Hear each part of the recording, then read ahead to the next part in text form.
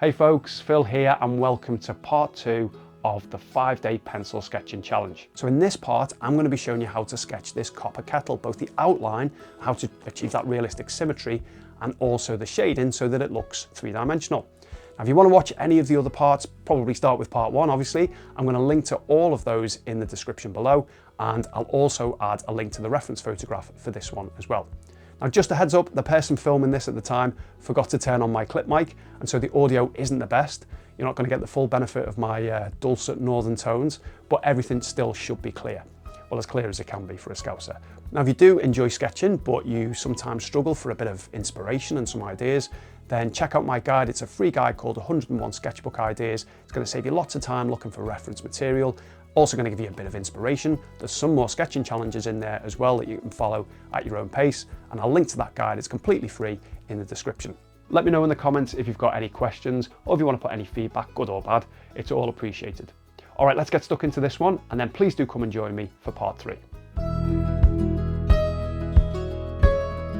Now, because this is potentially quite a tricky subject, maybe trickier than it actually looks, what I'm going to suggest that you do is draw it size for size. Certainly if you're maybe a little bit less confident with your drawing ability, your drawing skills, if you're a bit newer to drawing.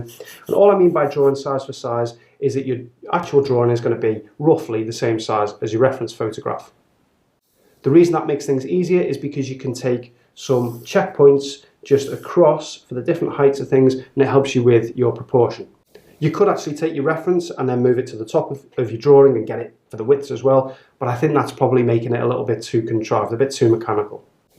Now, before I put any meaningful marks down on the paper with my pencil, I want to just take a minute or two just to have a think about the reference photograph and have a look over the reference photograph at some key landmarks, some key positions.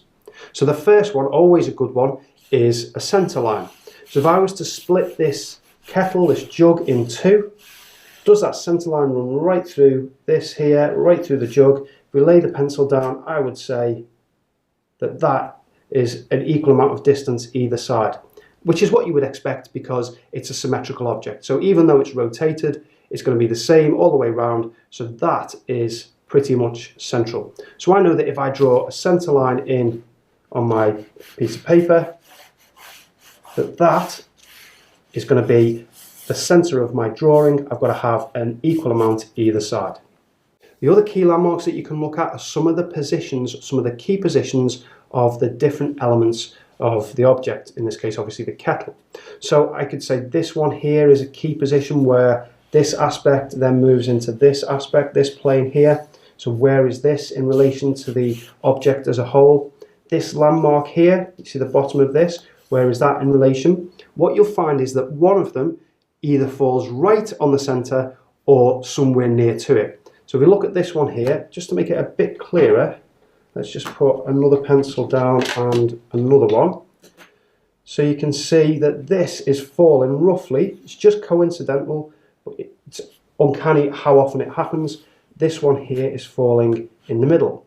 Now, yes, I could just draw a line across, but it's always good if you can observe these things so that if you're drawing this at a different size and you're not going to be drawing across, you've got the tools and the techniques to be able to do that.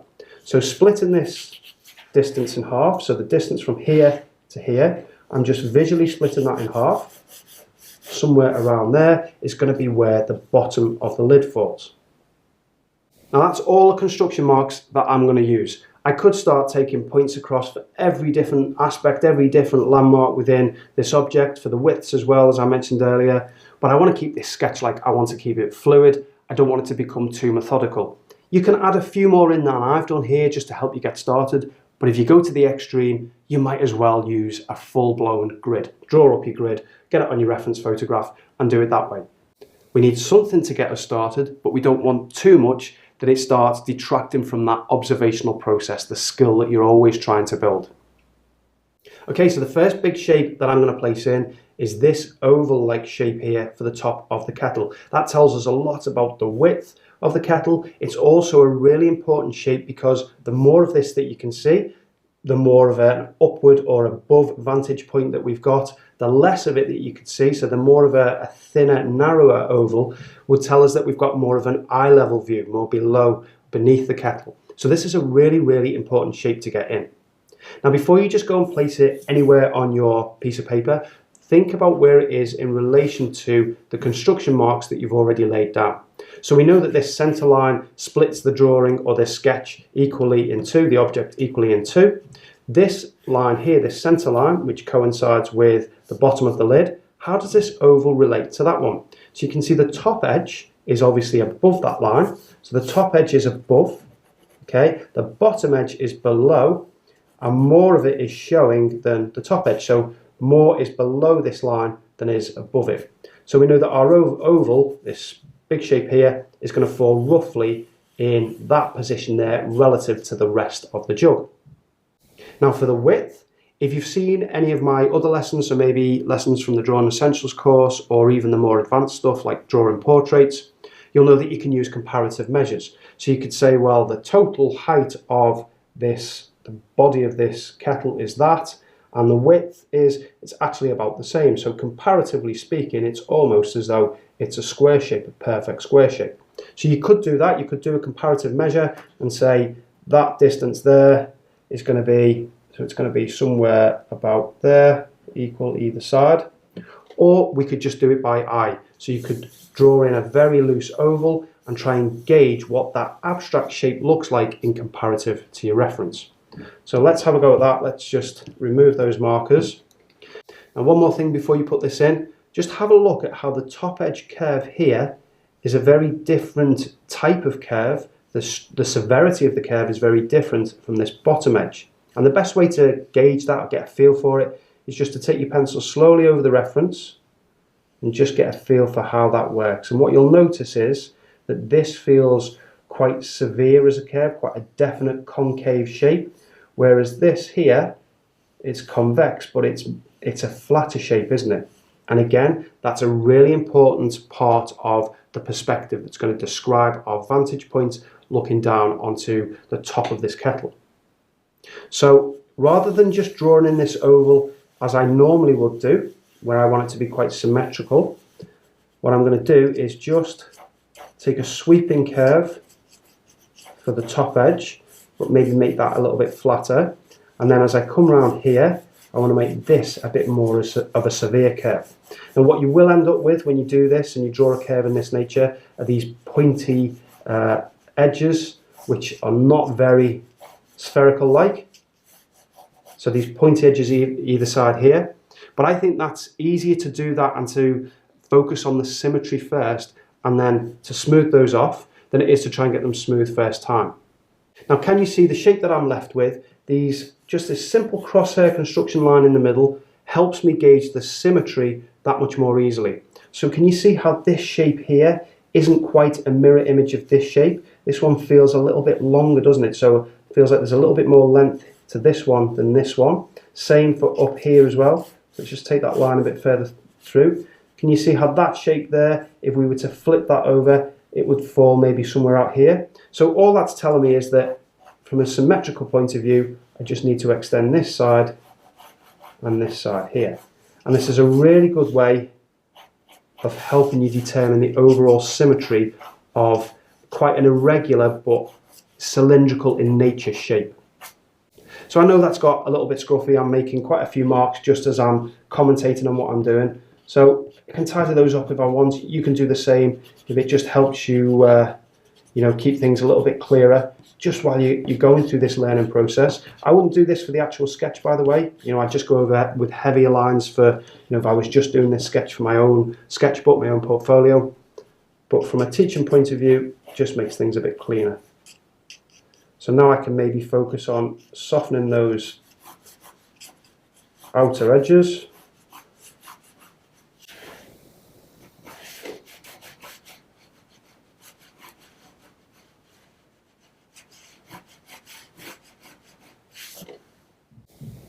Okay, now I think it's important to put either width in. So if this was a wine bottle, it would be the same, or a glass. So if you get either side in to get the width, and if you do one and then the other, that again helps you see, is this symmetrical compared to this side?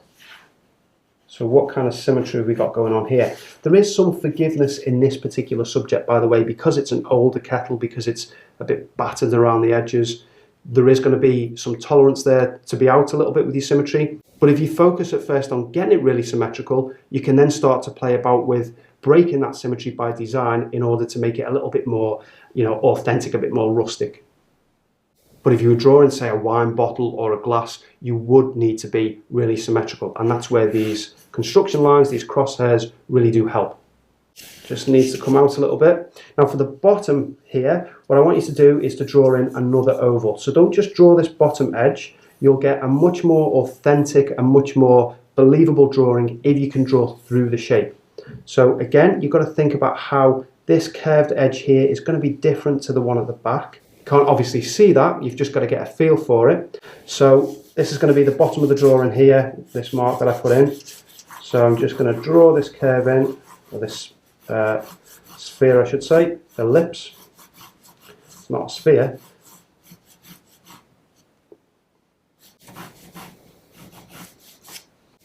And then another little step back. So these initial marks are the most important. I think my lines need to slope in quite a bit more, particularly this one. There we go. And we'll just strengthen that bottom line. Severity of that curve, what do we think about that? I think maybe a little bit more severe, so I can just bring it out at the bottom. Great, now I can focus on the shape of the lid here. Now rather than drawing this as it appears to us on a flat two-dimensional photograph, let's again think about the actual reality of the shape. So the structure, the underlying structure of the shape. So I want to draw this, if you imagine this as a ring and you chop through, taking this bit of the lid off, so all that was left was this bottom ring.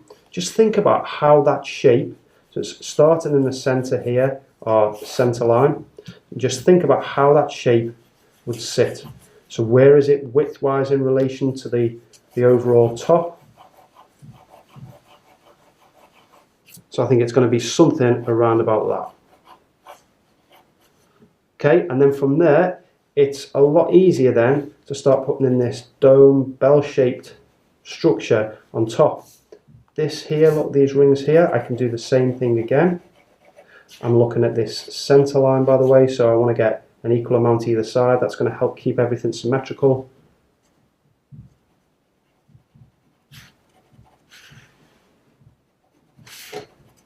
That's maybe a little bit high, so it's going to be somewhere around there. And then we've got this almond shape. So this almond shape here, acorn shape.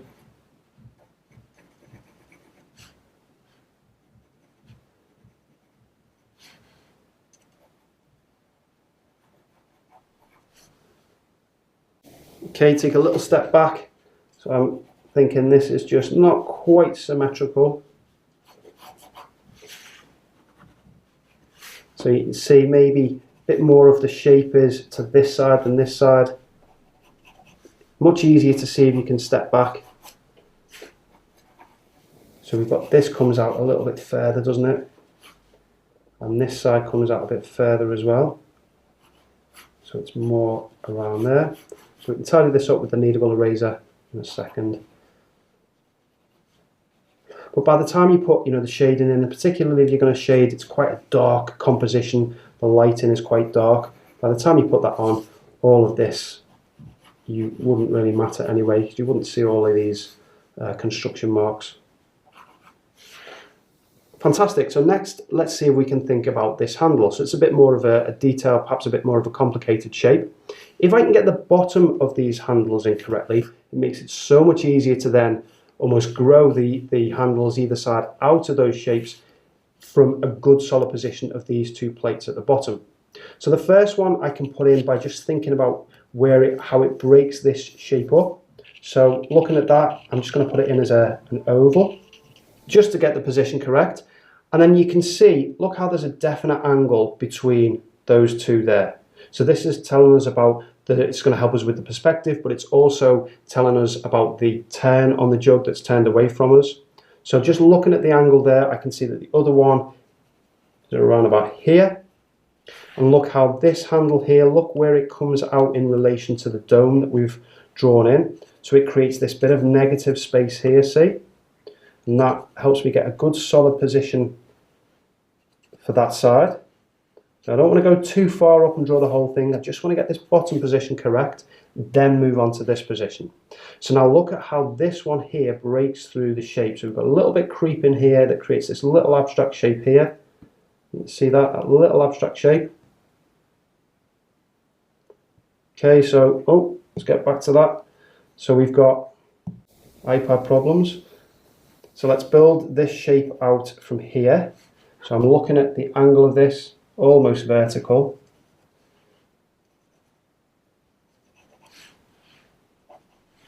And then it comes round into this plate at the bottom here.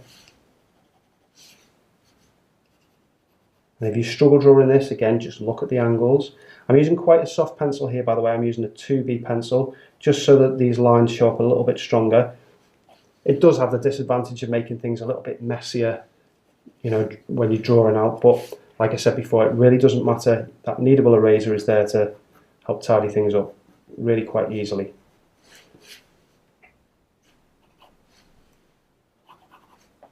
So can you see how just building these shapes up just a little bit on each side before progressing is what helps to create the symmetry, the correct symmetry and relationship between the two.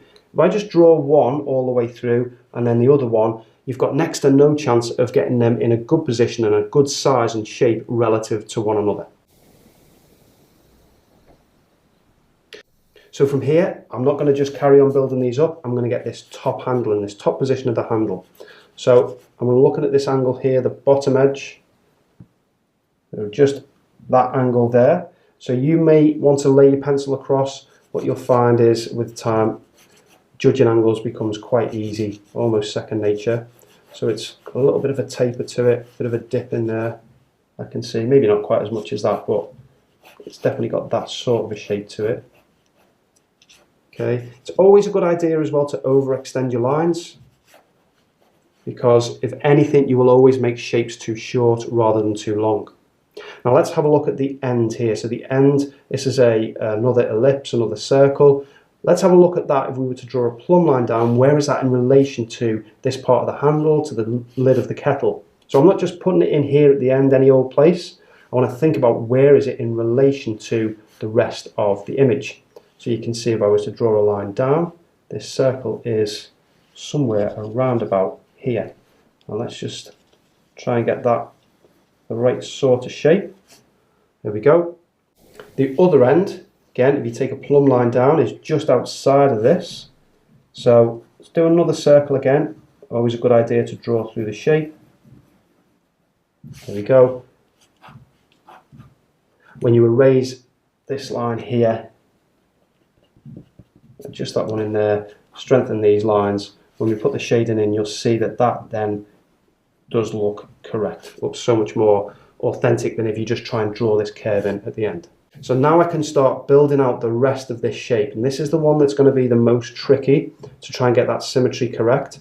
So let's just put this in as a curved line, again thinking about where it is in relation to the end of the handle here. How if I take a plumb line down the outside, it's cutting into this piece here, you see that? So if I was to take a plumb line down here, look how it fits into this. So down somewhere to the center, so I know this is going to be my outer edge here. The outer edge of this one is going to be somewhere about here. Okay, so getting those points in now makes my life so much more simple. So I've got this little piece that comes out here. I'm not trying to draw in any specific contours for it or any details. I'm just putting that in as an oval. And then I've got this curved shape now, which runs into that part. So it's a little bit thicker, then it goes a bit thinner, and it goes a bit thicker again. There we go, and we can strengthen that line up in a moment just to see how that looks. Same on this side, so we've got this little lip that comes out, and then we've got the curve goes around into this part of the handle we've already put in.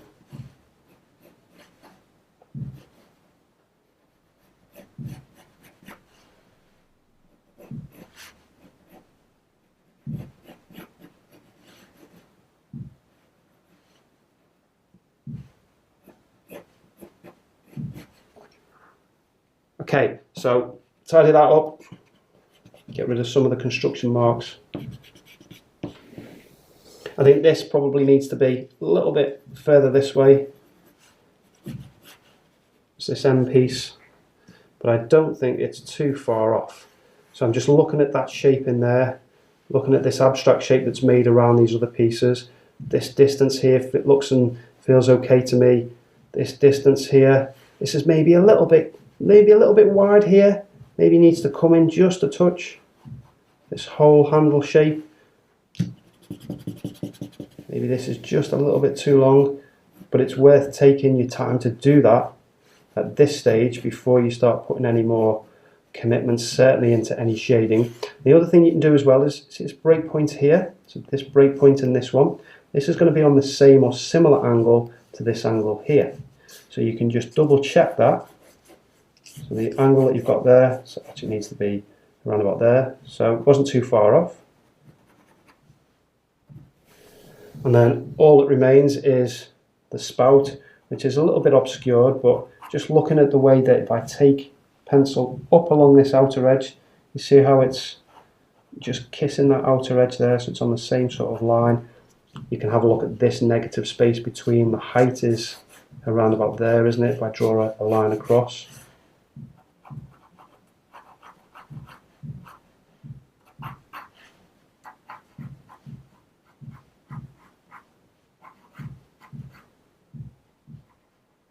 Can't actually see the end of the spout, so I'm just going to maybe make up a bit of a spout shape there at the bottom.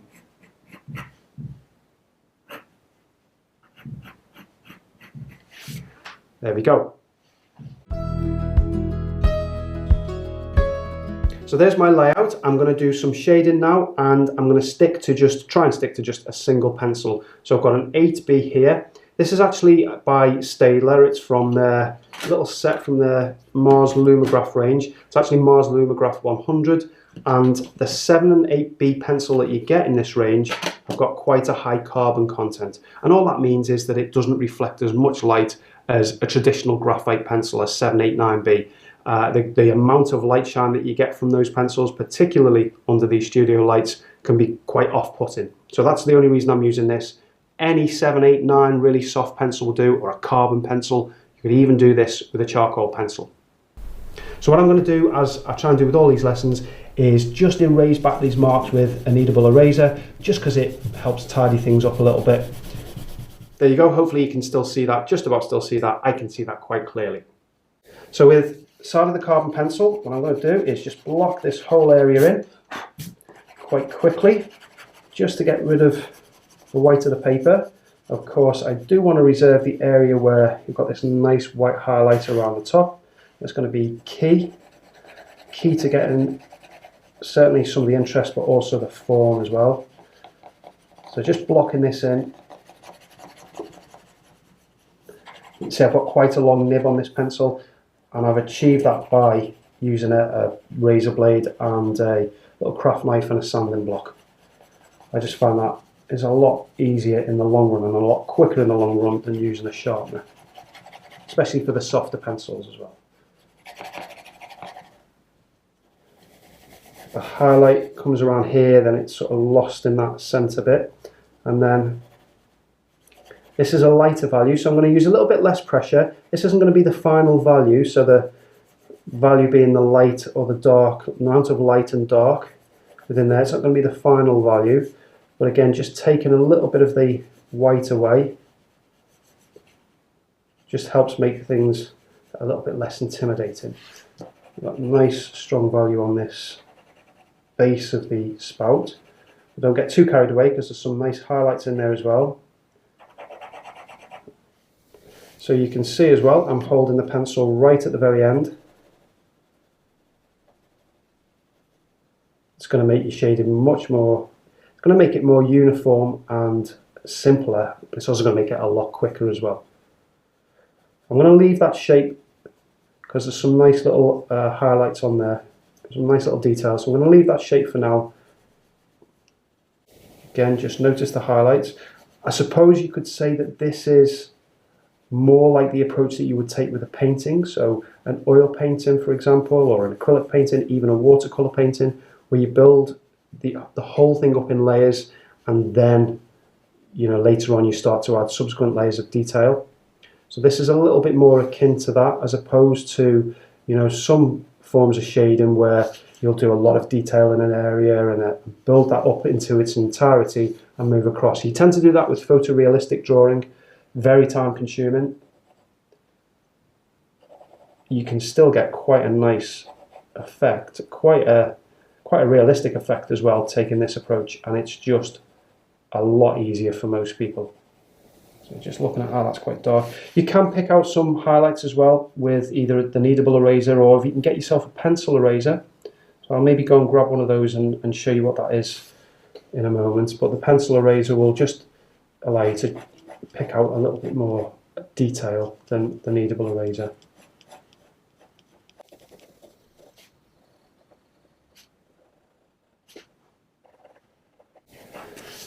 So what I've done there is just very quickly block in the major value shapes. It's taken away that intimidating whiteness of the paper, and I can now start to refine that. What I will do is move to a black and white photograph. So let's start with this area down here. So look how dark it is on this right hand side. There is, though, if you can see, just a little tiny area of reflected light. I don't know if you can see that just on this edge here. Can you see this area here of reflected light? So I think that'll be just a nice little bit of detail, and it's simple enough to put in. We're going to have this cast, a little tiny cast shadow underneath. So the cast shadow is just the shadow that is created by the object casting a shadow onto another object or another surface. In this case, it's obviously the table beneath it. That's the cast shadow. The form shadow are the shadows within the shape itself. So around here we've got the form shadows. The cast shadows right underneath the object are called occlusion shadows. So this bit here is an occlusion shadow, and it is always the darkest shadow on your drawing, because all the light is completely blocked, occluded. So right underneath there you go in as dark as you can with this 8B pencil. Okay, so I'm just going to quickly block in these areas here that are really, really dark. So we'll speed this up.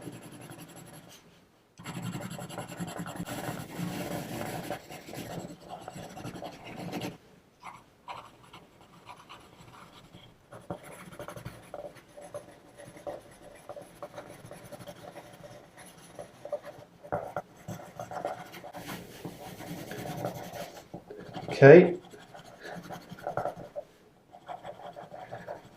So as I'm blocking this in, all I'm doing is just noticing how there's little areas within even this dark area that are a bit darker, just a bit of randomness to the texture. So I just don't want this completely flat, black, solid black texture all over. They're only very subtle, so there shouldn't be a lot of contrast between them. It should be quite hard to distinguish. But can you see little areas like there, slightly lighter than that area there? And then look how this around here, you see how this is a bit of a darker patch compared to this. Very subtle variations. And we're not talking about individual details. So, for example, these textural details here, I'm not talking about those at this stage. I'm just looking. If you defocus your eyes, just slightly, not too much, defocus your eyes slightly, you'll see that there's these shapes of blocks of tone. That's what you're aiming to try and recreate. Obviously, they don't need to be an exact match. That would take forever and would be extremely tedious. They've just got to be a representation. Okay, and as you get to this area around the highlight, if you just, again, defocus your eyes, look at the contrast between even this here and this here. It's quite strong, isn't it?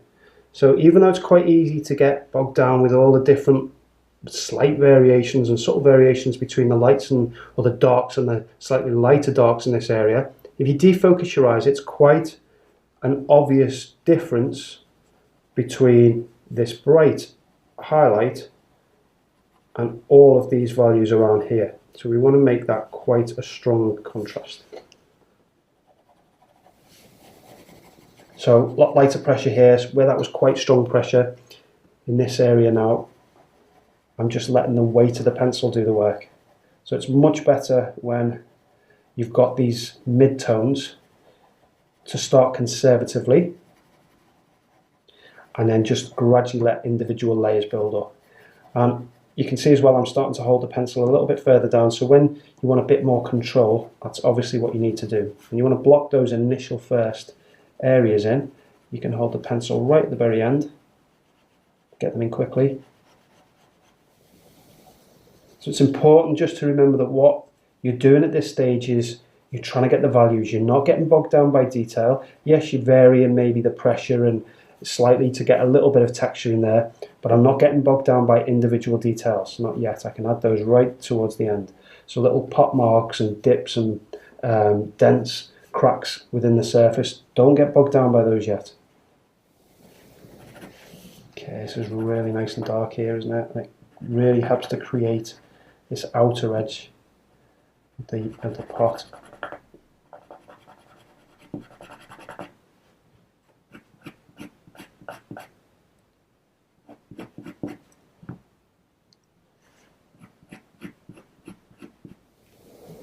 Let's get a few of these darks in around the base of this little plate here, and then also around the base of the lid as well.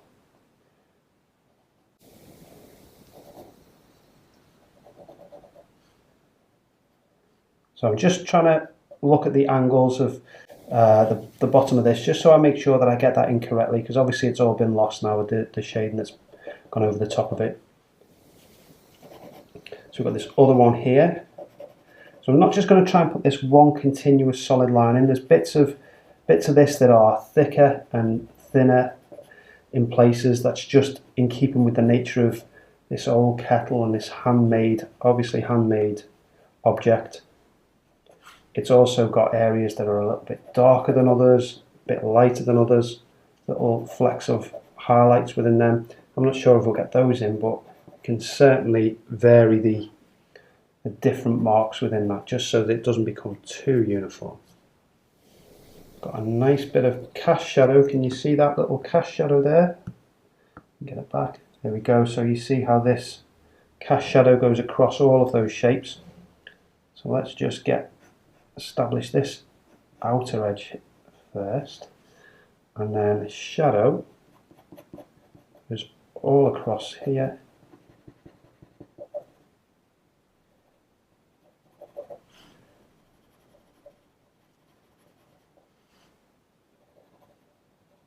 Anytime you see a cast shadow like that, it's always going to help add a real nice bit of interest and really strengthen the drawing.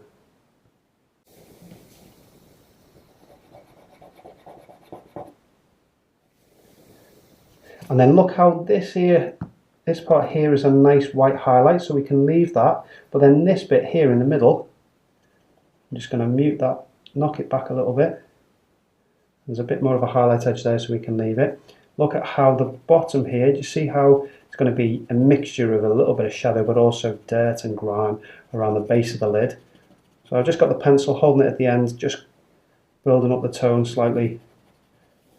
A little bit lighter in this area, so dark around here where it's a bit more in shadow. Where you've got this highlight, you can just ease the pressure off. Just a little tiny piece of shadow, but it's a really important part, because it just describes this plate here. And get this piece in, just get this line in darker.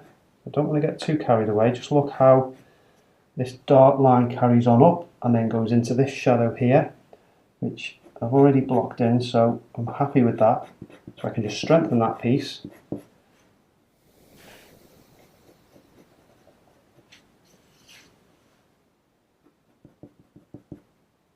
So all I did there was just putting that line in. I was just looking at how it creates the shape of this top lid. So I've put that line in, and then I want to take some tone away from it so it doesn't look like I've just outlined it. So that's important. So I'm starting there and I'm taking the tone away, just lifting off with the pencil, just letting the weight of the pencil then dictate the way that it softens as it moves away from the shape of the lid.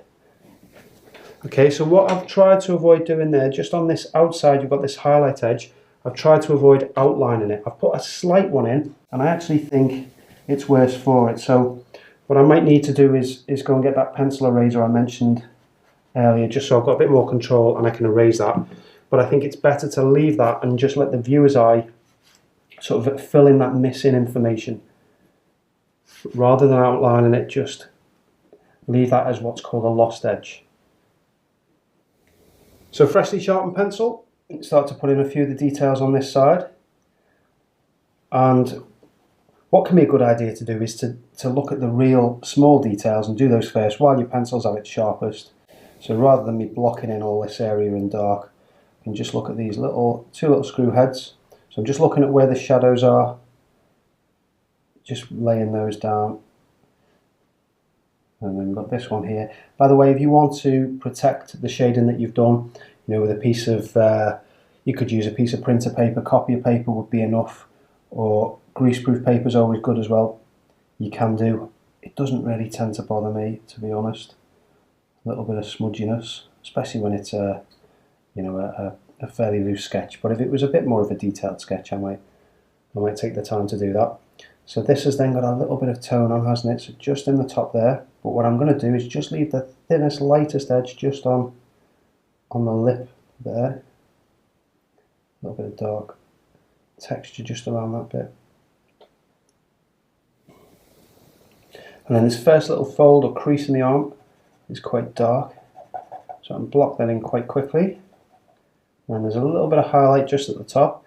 So I've just lost that slightly when I've put that initial block in, but if I go over at the end and I'll show you this pencil eraser, we can just see if we can pull out a few little highlights. It is difficult, as I say, with this carbon pencil. It's the one disadvantage it's got over a graphite pencil. You will be able to lift out and erase back more easily with a graphite pencil compared to a carbon pencil. Okay, and then just looking around here for these little dark areas. This is really quite enjoyable, I think. It's quite a nice process to go through, looking at these shapes, these little abstract shapes. Look at this one here. So there's a nice, strong dark tone to the bottom of this. And then it goes into a bit more of a mid-tone there. You've got this nice highlight on the top, and then just a little tiny bit of tone just on the very top edge there. All these little abstract shapes are quite nice to put in, particularly with this soft carbon, graphite pencil, whatever it is you're going to use. But soft pencil allows you to block them in really quickly.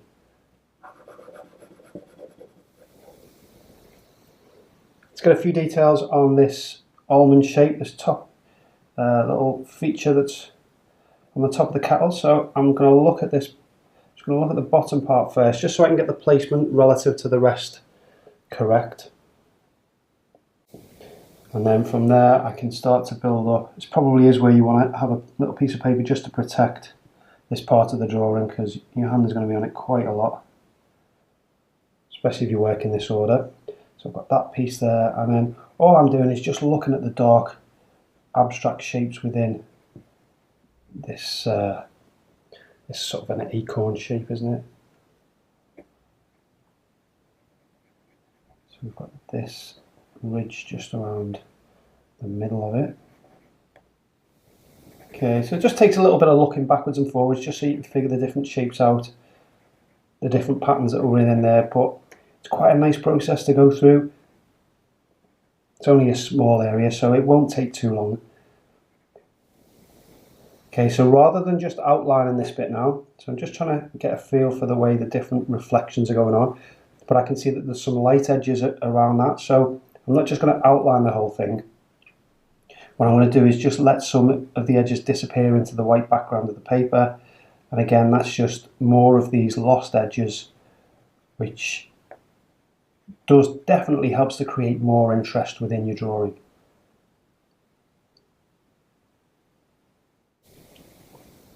So this little area around here definitely takes some more figuring out than the rest of the object, the rest of the kettle. So just take your time. You know, you don't need to rush it. Just try and defocus your eyes and look for any major blocks of value first. So can you see how if you defocus your eyes, you can see this as a block of value, and then you've got light here, a little bit of tone there, but this stands out, doesn't it? So to help you figure this all out and not get confused and bogged down by all the detail, what you can do is just block this in first.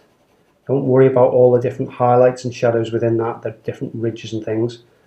Block this in first, get that in, and then go back and we'll add the detail in a second. Okay, so when you block that in, then you can go back, you can just strengthen some of the little ridges. So where there's a shadow area, it's going to be stronger in this area here, and then more subtle where the highlights are. So stronger one here.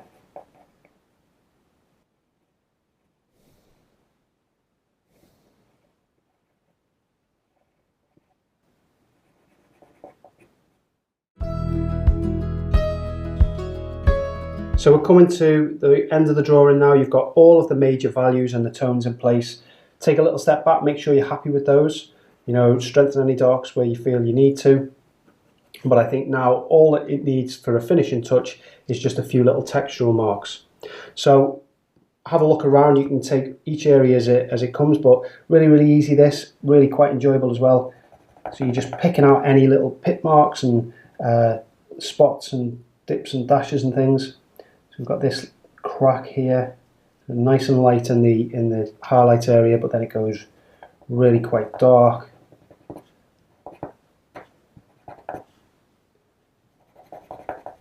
Down into here, there's one here as well.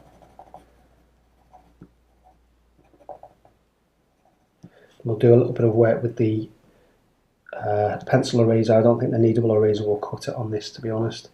Not on the carbon pencil, certainly not on the darks. But just let's get a few little pit marks and dots and dashes within the texture.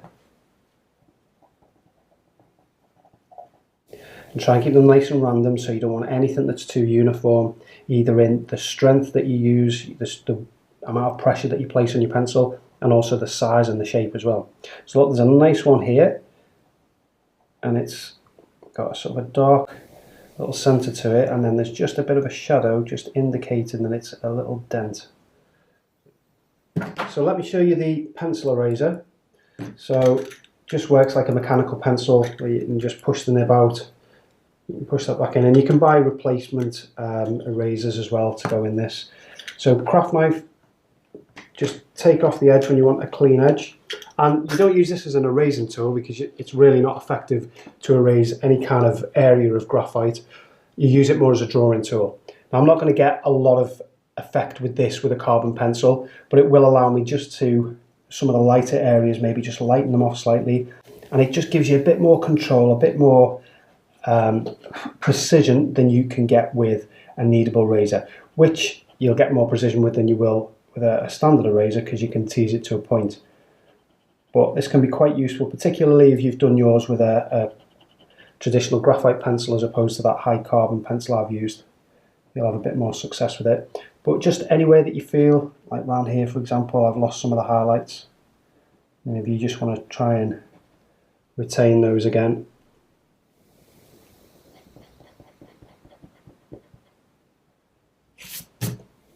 I think we can call that done for this particular sketch. It's actually turned out to be a bit more than a sketch. It's amazing what you can achieve with a single pencil. You know, when you focus on the bigger picture, the bigger form, and you don't get too caught up with the details, you're not stressing over, you know, whether to go from a 2B pencil to a 4B or a 5B, and is this one a bit too light, is that one a bit too dark? When you just focus on that bigger overall picture of the major blocks of value, you stick to them first, and then you add the details in later, you can actually get something that is reasonably well refined and defined.